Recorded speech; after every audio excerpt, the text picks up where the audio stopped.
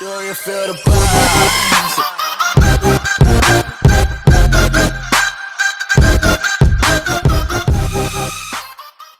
Hello everyone, मैं आया हूँ एक ताइवानीज मूवी की हिंदी एक्सप्लेनेशन लेके जिसका नाम है सीक्रेट। उम्मीद है यह रोमांटिक मूवी आपके दिल को छू जाएगी। ये कहानी है ईयर 1999 की, जिसमें एक जय नाम का लड़का रहता है जो कि एक पियानो का महारथी है। जय काफ़ी अच्छा पियानो बजाता था, उसमें पियानो बजाने का नेचुरल टैलेंट था। जय अपने फादर एंथोनी के साथ रहता था। उसके पापा एक स्कूल में टीचर थे जहाँ पर जय भी ट्रांसफ़र होकर एडमिशन ले लेता है। वह जब स्कूल पहली बार जाता है तब उसे एक लड़की स्काई मिलती है जो कि काफ़ी काइंड होती है और जय को उसका नया स्कूल दिखाती है और स्कूल के बारे में समझाती है। और वो यह भी बताती है कि यह स्कूल लगभग 100 साल पुराना है और इस ग्रेजुएशन के बाद इसे तोड़कर गिरा दिया जाएगा। फिर वह यह कहती है, तुम चाहो तो स्कूल के सबसे ऊपर वाले फ्लोर के पियानो रूम में जाकर वहाँ के पियानो से अपने पियानो प्रैक्टिस कर सकते हो। फिर इसके बाद मूवी में दिखाया गया है कि उसके बाद जय अकेले ही आगे का स्कूल टूर करने निकल जाता है। उसमें उसे थोड़े आगे चलने के बाद पियानो की धुन सुनाई देती है, जिसका वह पीछा करते करते ऊपर कमरे में चला जाता है। अंदर उसे एक लड़की दिखाई देती है। अंदर एक रेन नाम की लड़की थी, जिसे देखकर वह पूछता है, क्या तुम प्ले कर रही थी ये पियानो? रियली बहुत ही शानदार म्यूजिक था। और इतना कहकर वह वापस पलटकर चले जाता है और रेन देखकर उसे मुस्कुरा देती है। फिर अगले सीन में जय अपनी क्लास में पढ़ रहा होता है और रेन भी क्लास में एंटर करती है। जय पलटकर बार बार रेन को ही देख रहा था और यह सब देखकर टीचर जय पर गुस्सा हो जाते हैं और रेन यह सब देखकर स्माइल करने लगती है। क्लास खत्म होने के बाद रेन स्पीड से बाहर निकलती है और तभी जय भी उसके पीछे पीछे आता है। फिर रेन उसे पीछे से थप्पा करके उसे सरप्राइज करती है और पूछती है, तुम मुझे फॉलो कर रहे थे? मगर जय सिर्फ वो पियानो म्यूज़िक के बारे में जानना चाहता था जो वो प्ले कर रही थी, क्योंकि वो म्यूज़िक बहुत ही अलग और अनोखी लगी थी उसे। तो रेन उसके कानों में कहती है, सीक्रेट। और जय बोलता है, सीक्रेट? इसमें क्या सीक्रेट? प्लीज़ बताओ मुझे। और रेन फिर मुस्कुरा कर वहाँ से जाने लगती है। तो जय चिल्लाकर कहता है, तुम तुम्हारा नाम तो बता के जाओ। और तभी उसके सर आ जाते हैं और वो भड़क कर बोलते हैं, आज तुम्हारा पहला दिन है और पहले ही दिन तुम ये सब करना शुरू कर दिया। और फिर छुट्टी हो जाती है और सब वापस लौटते हैं और तेज़ बारिश हो रही होती है, जिसे बचने के लिए रेन साइड से खड़ी हो जाती है। और तभी जय भी वहाँ पहुँचता है और पूछता है कि क्या मैं तुम्हें साइकिल से छोड़ दूँ? और फिर वो दोनों साइकिल से घर जा रहे होते हैं। तभी जय फिर से उस म्यूज़िक के बारे में पूछता है और उसे वापस से प्ले करने के लिए रिक्वेस्ट करता है। और ये सब बातें करते करते वो दोनों रेन के घर पहुंच जाते हैं और फिर रेन साइकिल से उतर जाती है और जय भी मार्केट से सामान लेके घर चले जाता है। अगली सुबह उठकर वो स्कूल में हर जगह, हर समय, हर क्लास में रेन को ढूंढता है, लेकिन उसे रेन कहीं नहीं दिखती। फिर जय अपनी पियानो प्रैक्टिस कर रहा होता है। तभी वहाँ 2 लड़के वहाँ आते हैं और कहते हैं, अगर पीटी टीचर आए तो उन्हें मत बताना कि हम दोनों यहाँ छुपे हुए हैं। और जय उनकी मदद करता है। बाद में वो दोनों जय को थैंक्स बोलते हैं और अपना नाम बॉब और लेंस बताते हैं। और दोनों ही रग्बी टीम के मेंबर्स होते हैं और अगले हफ्ते उनका मैच है जिसमें उसे आना है। और दोनों चले जाते हैं। अगले सीन में जय नीचे वाले फ्लोर पर आता है और रेन उसे मिलती है और वह उसे पूछता है, मैंने आज तुम्हें बहुत ढूंढा मगर तुम कहीं नहीं दिखी, तुम कहाँ थी? तो वो बताती है कि मैं पुराने पियानो रूम में प्रैक्टिस कर रही थी, मगर तुम मुझे क्यों ढूंढ रहे थे? मुझे मिस कर रहे थे क्या? जय कहता है कि नहीं, तुम्हें नहीं, तुम्हारे म्यूज़िक को। मगर फिर रेन कहती है कि मैंने तो तुम्हें बहुत मिस किया। फिर वो दोनों साथ में बाहर निकलते हैं, जिसमें पता चलता है कि रेन की फैमिली में सिर्फ वो और उसकी मॉम रहती हैं। फिर जय बताता है कि उसकी फैमिली में भी सिर्फ 2 लोग, वो और उसके फादर रहते हैं। और रेन उससे पूछती है कि तुम्हारे पापा क्या काम करते हैं? जय बोलता है, तुम्हें नहीं पता? चलो अच्छा है, फिर तो इसे एक सीक्रेट ही रहने देते हैं। अगले दिन रेन अपनी आंखें बंद करके अपनी क्लास में जाती है ताकि वो सबसे पहले जय को देख सके। एंड हम देख पाते हैं कि रेन के मन में जय के लिए फीलिंग्स थी, लेकिन जय अपनी क्लास में नहीं था और उसे स्काई दिखती है।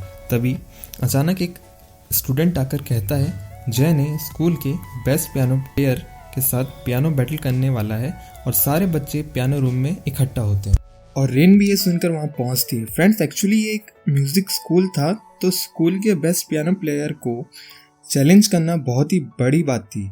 इसे देखने के लिए सभी बहुत एक्साइटेड थे। फिर अनाउंसमेंट होती है कि बेस्ट पियानो प्लेयर जॉन जो भी बजाएगा उसे सिर्फ सुनकर बिना गलती किए बजाना है, और जय बिना कोई गलती किए एग्जैक्टली सेम म्यूजिक उसे कॉपी करके बजा लेता है और काफ़ी स्ट्रगल करने के बाद जय यह बैटल को जीत भी लेता है। फिर जॉन उसे प्राइज के तौर पर एक म्यूजिक बुक देता है। कंपटीशन के बाद स्काई और रेन साथ में खड़े थे और स्काई रेन को कहती है, जय कितना क्यूट है ना। मतलब स्काई काइंड ऑफ जैसे प्यार करने लगती है। फिर अगले सीन में जय खाना खा रहा होता है, तभी रेन उसे आकर मिलती है और कहती है, कल तुमने बहुत ही अच्छा पियानो प्ले किया था। जय कहता है, कल तुम वहाँ मौजूद थी? वो कहती है, हाँ, बस तुम्हें डिस्ट्रैक्ट नहीं करना चाहती थी, इसलिए मैं तुमसे मिलने नहीं आई। और फिर पूछती है, कल जॉन को चैलेंज क्यों किया था तुमने? तो जय कहता है, मेरे भी कुछ सीक्रेट्स हैं। फिर वो दोनों नए वाले पियानो रूम में जाकर प्रैक्टिस करते हैं। तभी म्यूज़िक टीचर म्यूज़िक सुनकर वहाँ आते हैं और रेन कबर्ड में छुप जाती है। फिर टीचर जय को डांट कर कहते हैं, ये कोई टाइम है पियानो बजाने का? और फिर टीचर वहाँ से आकर चले जाते हैं। फिर रेन कबर्ड से बाहर आती है और घर लौटकर जय पूछता है, क्या तुम मुझसे कुछ कहना चाहती हो? बट रेन कहती है, आज नहीं, किसी और दिन। और फिर दोनों मज़े करते हैं। रात में जय के फादर उसे कहते हैं, तुम बॉब और लैंस के साथ घूमना बंद कर दो, उन्हें म्यूज़िक की नॉलेज नहीं है, और तो और वो स्मोक भी करते हैं। फिर फादर कहते हैं, बाय द वे, क्या तुम किसी को डेट कर रहे हो? क्योंकि आजकल तुम घर रोज़ लेट आते हो। अगले दिन स्कूल ख़त्म होने के बाद जय और रेन एक साथ सीडी शॉप पर जाते हैं। वहाँ से वो रेन के घर पहुँच जाते हैं। वहाँ उसे पता चलता है रेन को अस्थमा है, यानी लंग्स में प्रॉब्लम। तो रेन उसे कहती है, मैं कुछ भी एक्साइटिंग काम अपनी लाइफ में नहीं कर सकती, वरना मेरी हालत ख़राब होने लग जाती है। फिर जय उसे एक म्यूज़िक की बुक देता है जिसे पियानो कंपटीशन जीतने पर उसे मिली थी। रेन इसे देखकर बहुत खुश और इम्प्रेस हो जाती है कि जय ने उसके लिए पियानो बैटल किया, क्योंकि वह वाली बुक इतने आसानी से नहीं मिलती। फिर जय कहता है, तुम्हारे ज़्यादा दोस्त नहीं है ना? रेन कहती है, हाँ, क्योंकि मुझे कोई भी पसंद नहीं करता है। तो जय कहता है, नहीं, ऐसा नहीं हो सकता। तो रेन कहती है, क्या तुम मुझे पसंद करते हो? तो जय कुछ भी नहीं बोल पाता। तो कहती है, मुझे तो तुम बहुत पसंद हो। और फिर वो दोनों किस करते हैं। अगले सीन में दोनों बॉब और लेंस की पार्टी में जाते हैं और वहाँ पर बहुत मज़े करते हैं। पहले जय पियानो प्ले करता है और फिर बाद में वो और रेन साथ में डांस करते हैं। उसके बाद दोनों पियानो रूम में जाकर पियानो प्रैक्टिस करते हैं। वहाँ जय उससे कहता है, क्या तुम्हें पता है ग्रेजुएशन के बाद यह बिल्डिंग को तोड़ दिया जाएगा? और इस बात को सुनकर रेन थोड़ा अपसेट फील करती है। बट फिर रेन उसे वहीं सीक्रेट सॉन्ग बजाकर सुनाती है, लेकिन वो इतने फास्ट प्ले करती है कि जय उस म्यूज़िक को याद नहीं कर पाता। रेन कहती है, हर रोज़ घर जाने के पहले इसे इतने ही फास्ट प्ले करती हूँ, और हाँ, इस म्यूज़िक को कभी भी पुराने पियानो रूम में मत बजाना, क्योंकि वहाँ पर यह अच्छा साउंड नहीं करता। अगले दिन बॉब और लेंस की रग्बी मैच होती है। जय और सब वहाँ आकर उसे देखते हैं, बट रेन लेट आती है। जय बाकियों के साथ होता है और रेन उसे दूर से उसे देखती है और जय उसे दूर से टीस करता है। फिर मैच के बाद वो अपने दोस्तों से पूछता है, क्या तुम बता सकते हो अस्थमा को कैसे ठीक किया जा सकता है? उसे अस्थमा वो तो कुछ भी नहीं होता, ऐसा बॉब कहता है। चिल कर। जय समझ जाता है कि उसे कुछ भी नहीं मालूम। फिर वो इस बारे में अपने फादर से पूछता है, तो उसके फादर कहते हैं, an apple a day keeps doctor away. और जय को लगता है अस्थमा एप्पल से ठीक होता है। अगले दिन वो 1 दर्जन एप्पल लेकर रेन को गिफ्ट कर देता है।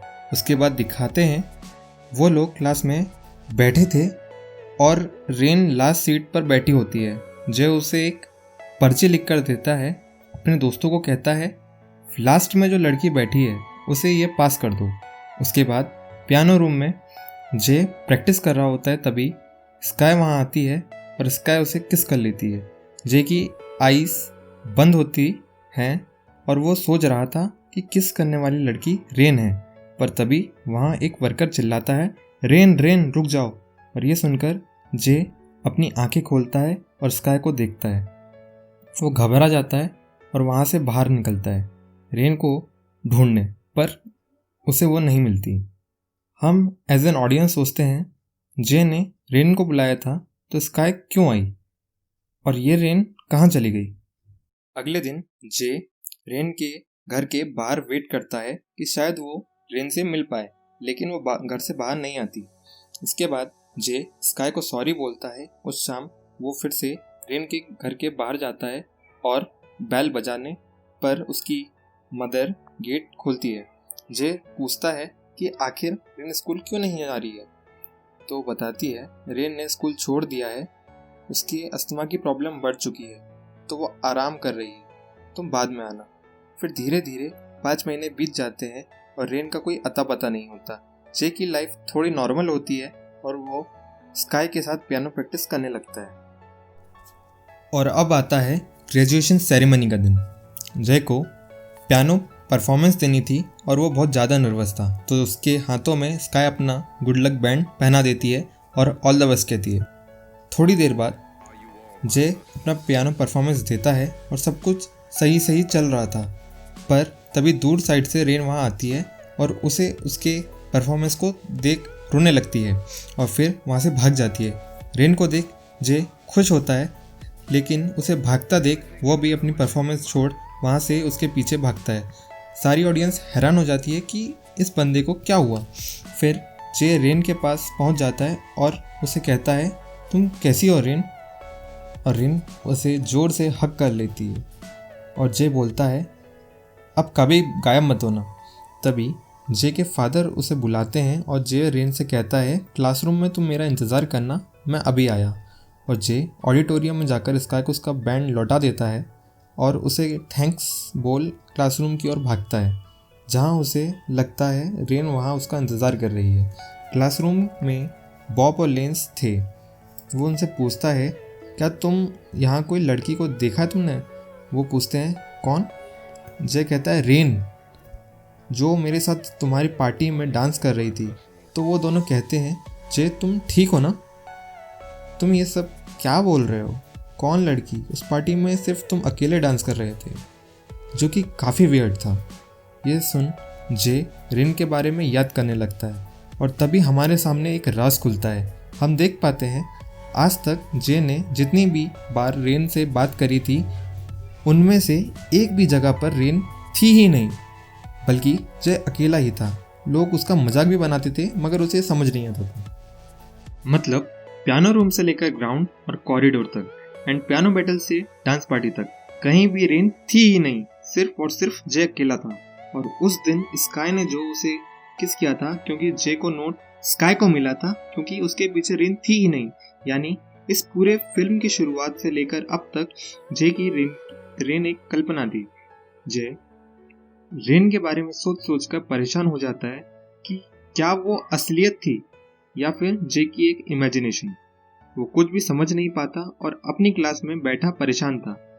तभी अचानक से टेबल पर उस अपने आप कुछ बातें लिखने लग जाती हैं। मैं हूँ रेन, मैं तुमसे बहुत प्यार करती हूँ जय, क्या तुम मुझसे प्यार करते हो? और ये देख जय भी लिखता है, तुम कहाँ हो?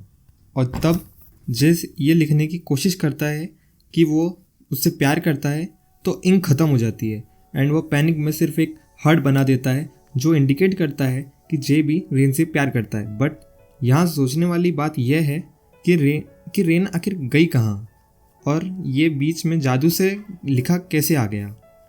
उस शाम जय रेन के घर जाता है और उसकी मॉम से रिक्वेस्ट करता है कि उसे रेन से मिलना है। और घर के अंदर रेन की मदर कहती है कि शांत रहना, मेरी बेटी रेन म्यूज़िक सुन रही है। फिर जय रेन के रूम पे जाता है और वहाँ म्यूज़िक बज रहा होता है, पर रेन वहाँ पर नहीं थी। उसकी मदर जय को बताती है, पता है ये म्यूज़िक रेन को एक लड़के ने सुनाया था जिसे वो प्यार करती थी। बट तब उसकी मॉम को एक स्केच मिलता है जे का, और उसे देख वो शॉक हो जाती है और कहती है ये सच नहीं हो सकता। रेन की मॉम बोलती है, रेन, मॉम को तुम पर यकीन करना चाहिए था, मुझे माफ़ कर दो, यह मेरी गलती है। और फिर रेन की मॉम उसकी एक फ़ोटो देती है जिसमें रेन जे के फादर के साथ थी, एंड ये फ़ोटो 20 साल पुरानी थी। जे ये फ़ोटो उसके फादर एंथनी को दिखाता है और उसे देख वो एक कहानी बताते हैं। ये बात है साल 1979 की, मतलब अभी से 20 साल पहले। रेन स्कूल की 3rd ईयर स्टूडेंट थी जिसे पियानो बजाना बहुत पसंद था। वो बहुत ही टैलेंटेड स्टूडेंट थी, बट उसकी आदत थी हमेशा कुछ ना कुछ सोचते रहने की। इसलिए एक दिन मैंने उससे एक बार पूछा, रेन, क्या तुम्हें कोई परेशानी है? रेन कहती है, क्या आप मेरी बातों पर बिलीव कर पाएंगे? तो रेन के फादर रेन को यकीन दिलाते हैं कि वो उसकी बातों पर यकीन ज़रूर करेंगे। फिर रेन उन्हें सारी बातें बताती है। एक दिन मैं पियानो रूम में बैठी थी और वहाँ मुझे एक म्यूज़िक की बहुत ही पुरानी बुक मिली जिसका नाम था सीक्रेट। उस बुक में एक म्यूज़िक का नाम लिखा था और म्यूज़िक को बजाने का तरीका भी। तो हम सब देख पाते हैं रेन उस म्यूज़िक को पियानो में प्ले करती है और तभी अचानक उस रूम के सारे सराउंडिंग्स चेंज होने लगते हैं। सारी टेबल, चेयर, पूरे रूम का नक्शा बदलने लगता है। एट द एंड उसके स्कूल की बिल्डिंग पुराने होती जा रही थी और ये सब होते होते अचानक एक पल में सब कुछ रुक जाता है और रेन तुरंत उस बुक को रखने आती है। एंड हम देख पाते हैं ये सीन वही था जो हमने फिल्म के शुरुआत में देखा था, जे और रेन की फर्स्ट मीटिंग का। रेन बताती है जे पहला बंदा था जिसे वो उस जगह पर दिखी थी, तो जे ही सिर्फ एक था जो उसे देख पाता है और कोई भी नहीं। एंड हम समझ पाते हैं कि रेन ने वो सीक्रेट म्यूजिक को प्ले किया था और वो 20 साल फ्यूचर में आ गई थी, और जो भी इंसान उसे सबसे पहले दिखेगा वही सिर्फ रेन को देख पाएगा। रेन काफ़ी कोशिश करती है लोगों को खुद की मौजूदगी का एहसास दिलाने का, मगर वो नहीं कर पाती। फिर वो ये सब जानने के बाद जे की क्लास में जाती है और ऐसा दिखाती है कि वो उसी की क्लास की एक स्टूडेंट है, और जे को भी बिल्कुल ऐसा ही लगता है। उसके बाद से रेन हर दिन अपने टाइम से जे के टाइम पे आती और ऐसा कोशिश करती कि वो जे को ही सबसे पहले देखे। इवन उसने पियानो रूम से क्लासरूम तक के स्टेप्स काउंट कर लिए थे और वो आइज़ को क्लोज करके रूम तक आती थी और जे को ही देख अपनी आंखें खोलती थी। लेकिन पियानो बैटल की एक दिन ऐसा नहीं होता, मतलब कि जब वो रूम पर आती है और जे नहीं था एंड सबसे पहले वो स्काई को ही देख लेती है, और इसीलिए उस दिन जे रेन को नहीं देख पाता, सिर्फ स्काई देख पाती है। वो बताती है कि मैं कभी नहीं भूल सकती उसके साथ साइकिल में घूमे उस पल को। फिर रेन बताती है एक दिन वो जब रेन से मिलने आती है तो वो स्काई को किस करते देख लेती है और उदास होकर वहाँ से चली जाती है। जे उसे पकड़ने की कोशिश करता है पर वो छुप जाती है। वापस आकर वो उदास रहने लगती है। तभी जे के फादर जो उसी क्लास में टीचर थे वो उससे पूछते हैं कि क्या हुआ, और उन्हें वो सारी बातें अभी बताती है। लेकिन जे के फादर समझ नहीं पाते कि वो क्या ही बोले, तो वो कहते हैं कि वो लड़का धोखेबाज होगा, तो उसके बारे में मत सोचो। जिसे जे के फादर इस बात पर बिलीव नहीं कर पाते कि रेन ने टाइम ट्रेवल किया है। फिर रेन सीक्रेट बुक उसके फादर को ही दे देती है और कहती है अब वापस मैं उससे मिलने नहीं जाऊंगी, प्लीज़ आप इस बुक को मेरे लिए अपने पास रख लीजिए। और फिर वो दोनों इस बात को सीक्रेट रखने का प्रॉमिस करते हैं। लेकिन जे के फादर को रेन की काफ़ी फिक्र रहती है, तो वो रेन की भलाई के लिए उसके मॉम और क्लासमेट को सारी बातें बता देती हैं। वो क्लासमेट से कहते हैं किसी को भी ये बात मत बताना, मगर वो क्लासमेट धोखेबाज रहती है और ये बात पूरे स्कूल में आग की तरह फैला देती है कि रेन टाइम ट्रेवल करने वाली बच्ची है। और सारे लोग रेन को बहुत मजाक उड़ाते हैं और कहते हैं 20 साल आगे जाकर वर्जिनिटी खो दी, इतना प्यार की टाइम ट्रेवल, वाओ। रेन को ये सब बात सुन बहुत बुरा लगता है और वो रोते रोते वहाँ से भाग जाती है। उसकी मदर को भी ये सब बातों पर यकीन नहीं होता और वो अपने इसमें कहती है ओ गॉड, मेरी बेटी को प्लीज़ बचा लो, और रेन को साइकोलॉजिस्ट की सजेस्टेड पिल्स देती है जैसे वो मेंटलिटी डिस्टर्ब्ड हो। और स्कूल में बच्चे और घर पर उसकी मॉम और प्यार में जे, इन सब से धोखे से वो बहुत ही ज़्यादा आहत हो जाती है और परेशान होने लग जाती है। और इस दौरान वो जे का एक स्केच बनाती है जो कि 20 साल बाद जे भी देखता है उसके घर पे। फिर दिखाते हैं रेन स्कूल जाना बंद कर देती है, पर ग्रेजुएशन के दौरान जे के फादर उसे बुलाने आते हैं और स्कूल लेके जाते हैं। और उसके साथ फ़ोटो भी खिंचवाते हैं और वहाँ दोबारा से दूसरे बच्चे उसका मजाक उड़ाते हैं और वो वहाँ से रोते रोते भाग जाती है। रेन फिर वहाँ से पियानो रूम में दोबारा पियानो बजाने जाती है और वही पुराना सीक्रेट म्यूज़िक प्ले करती है, जिससे वो साल 1999 में आती है और जे से मिलती है। और ये दिन था ग्रेजुएशन सेरेमनी का। वो जे से मिलती है और उसे हग करती है, पर जब वो जे के हाथों को पकड़ती है तो उसके हाथों में स्काई का ब्रेसलेट दिखती है और उसे देख वो फिर से उदास हो जाती है कि जे उसे सही में चीट कर रहा है एंड वो स्काई के साथ है। एंड वो वापस अपने टाइम पर चली जाती है। वो क्लास में अकेली बैठी होती है और वहाँ बातें लिखती है, मैं हूँ रेन और मैं तुमसे बहुत प्यार करती हूँ जे। ये सब लिखते हुए वो बहुत ज़्यादा रो रही होती है और उसको सांस लेने में बहुत ही ज़्यादा प्रॉब्लम आती है एंड वो अपने इनहेलर भी अपने घर पर भुलाई होती है और जे के बारे में सोचते सोचते वो वहाँ मारी जाती है। अब दिखाते हैं जे के फादर स्टोरी कंप्लीट करके पूछते हैं आखिर तुम उसके बारे में क्यों पूछ रहे हैं, और फिर वो उसके लिए वही सीक्रेट बुक लेने जाते हैं जो कि रेन ने उसे दी थी। पर जब तक जे को याद आता है कि आज तो आखिरी दिन है क्योंकि कल तो स्कूल की बिल्डिंग टूट जाएगी, और वो बिना कुछ सोचे स्कूल की तरफ भागता है। और रास्ते में वो सोचता है कि रेन ने सीक्रेट वाली धुन एक बार मुझे सुनाई थी और कहा था इसे पुराने वाले पियानो रूम में कभी मत बजाना। तो बस वो अपनी पूरी जान लगाकर स्कूल पहुंचता है और वहाँ ऑलरेडी बिल्डिंग तोड़ने का काम शुरू हो चुका था। जे जैसे जैसे बिल्डिंग पर चढ़ के पियानो रूम पहुंचता है और फिर वो ही म्यूजिक बजाना शुरू करता है। अब सीन ऐसा था, स्कूल में बिल्डिंग तोड़ने का काम शुरू हो चुका था और घर पे जे के फादर बुक में देख पाते हैं जे का नाम लिखा था और वो समझ जाते हैं कि रेन सच कह रही थी, उसने टाइम ट्रेवल सही में किया था और वो इधर आई थी एंड उसका लवर कोई और नहीं जे ही उनका बेटा था। और फादर भी तुरंत स्कूल की तरफ भागते हैं क्योंकि जे हमेशा के लिए पास में जाने वाला था। दूसरी तरफ जे बहुत ही तेज़ी से म्यूज़िक बजाता है और बिल्डिंग को भी उसी तेज़ी से तोड़ा जा रहा था। जे की हालत ख़राब थी पर वो म्यूज़िक बजाया जा रहा था। उसके मन में जुनून सवार था एनी हाउ अपने प्यार के पास जाने का, और जुनून इतना ज़्यादा था कि उसके हाथों में खून निकलने लगता है। बट वो तब भी म्यूज़िक बजाया जा रहा था। पर तभी अचानक उसके सामने एक मेडल बॉल आके गिर जाती है और तभी उसकी म्यूज़िक भी कंप्लीट हो जाती है और उसके हाथों में बहुत चोट लगी थी जिसकी खून की बूंद पियानो की की पर गिर जाती है और हम देख पाते हैं कि जे पास में पहुंच चुका था। वहां पहुंच वो क्लासरूम में जाता है और वहां रेन बैठी होती है और जे के ख़राब कंडीशन को देख हंसने लगती है। लास्ट सीन में दिखाते हैं ग्रेजुएशन की फ़ोटो में जे और रेन साथ खड़े होते हैं और यहाँ से फिल्म ख़त्म हो जाती है। आई नो जैसे कि इसकी एंडिंग थोड़ी सी कंफ्यूजिंग है तो इसे सिंपल वे में एलोबरेट करता हूँ।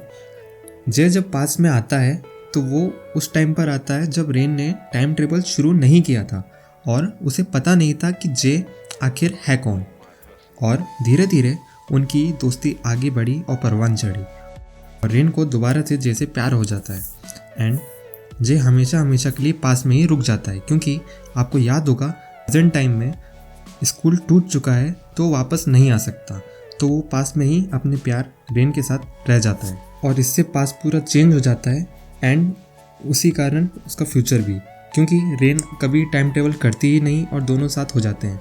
बट आप लोगों के दिमाग में बात आ रही होगी कि भाई रेन तो फ्यूचर में आती थी बट जे पास में कैसे? तो इसका रीज़न ये है कि उसने वो सीक्रेट म्यूज़िक नॉर्मल स्पीड से काफ़ी ज़्यादा स्पीड में बजाई थी। और दूसरी बात यह है कि रेन को सिर्फ जे देख पाता था बट जे को पास में सब लोग कैसे देख पा रहे थे? तो इसका रीज़न ये है कि जे म्यूज़िक प्ले कर रहा था तब उसकी फिंगर से ब्लड गिरता है जो कि उसके प्यार और इमोशन को सिम्बलाइज करता है और इस वजह से ही वो सब लोग पास में उससे बात कर पाते हैं। इस फिल्म की सबसे बड़ी खासियत थी इसकी म्यूज़िक, स्टोरी, एक्टिंग जो कि बहुत ही ज़्यादा इमोशनल लेवल पर आपसे कनेक्ट होती है। बाय द वे मैं उम्मीद करता हूँ कि आपको ये वीडियो पसंद आई होगी और अगर हाँ तो प्लीज़ इसे लाइक, शेयर और इस चैनल को सब्सक्राइब कीजिए एंड बेल आइकन को भी प्रेस कर दीजिए। Thanks a lot for watching. See you in the next video. Thank you.